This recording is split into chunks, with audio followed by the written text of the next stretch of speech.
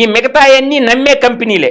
Volvo, Ashok Leyland, Isuzu, Daewoo company వాహనాలకు కోచ్లకు సంస్థ తయారు చేస్తుంది. రాష్ట్రంలో ఏర్పాటు చేసే యూనిట్ ద్వారా ఏటా 6,000 విద్యుత్ బస్సులు, 1,500 ట్రక్కులు, 50,000 త్రిచక్ర వాహనాలు, కోచ్లు తయారు చేస్తుంది. ప్రస్తుతం కర్ణాటకలో తయారీ యూనిట్ కూడా నిర్వహిస్తుంది. ఈ నమ్మదగ్గ మిగతా అన్నిటిని నమ్మతా, కానీ రిలయన్స్ మాత్రం నేను నమ్మదలుచుకోవాలా.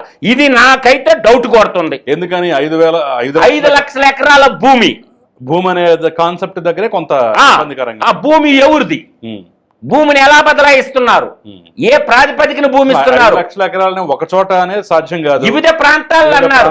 అంటే మండలానికి ఒకటి వేసుకోండి. ఆ భూమి ఎలా బదలాయింపు చేస్తున్నారు రిలయన్స్ వాళ్ళకి? ఈ భూమి ఎత్తుకోబోయి నేషనలైజ్డ్ బ్యాంకుల్లో పెట్టి లోన్ దారని నమ్మకం ఏంటి? కాబట్టి దీని మీద బాగా కూలంకషంగా పరిశోధించాల్సినటువంటి అంశం, ప్రతి ఒక్కరు చర్చించాల్సిన అంశం.